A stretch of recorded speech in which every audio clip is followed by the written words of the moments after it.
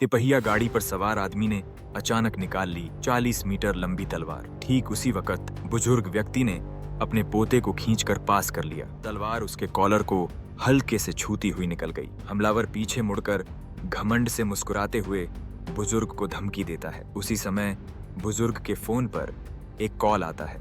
Phone के दूसरी तरफ से ठंडी आवाज सुनाई देती है। ये तो सिर्फ एक चेतावनी थी, अगली बार खून बहेगा। लेकिन यह गुंडा नहीं जानता था कि इस बार उसने गलत आदमी से पंगा ले लिया है।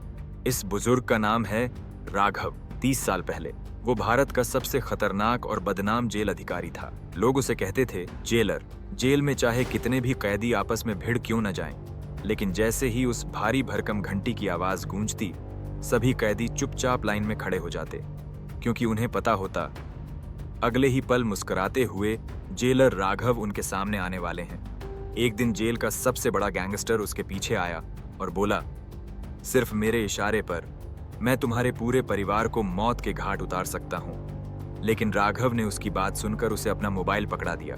लो, या तो अभी कॉल करके अपने आदमियों को बुलाओ, या फिर मैं अभी इसी वक्त तेरा काम तमाम कर दूं। गैंग लीडर डर के मारे कॉल करने लगता है। 100 से भी ज्यादा कॉल करने के बाद कहीं जाकर कोई तैयार हुआ कि राघव के परिवार पर हमला करे। लेकिन जैसे ही हत्यारे चेकपोस्ट को पार कर रहे थे, उनकी गाड़ी में अचानक एक बम फेंक दिया गया। सौभाग्य से वो बच निकले, लेकिन यह देखकर गैंग लीडर समझ गया कि राघव कोई साधारण इंसान नहीं है।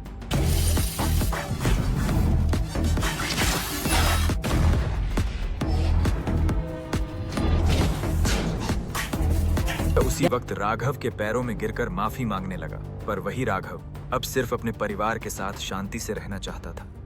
लेकिन किस्मत को कुछ और ही मंजूर था। रात को जब वो घर लौटा, घर के बाहर पुलिस खड़ी थी।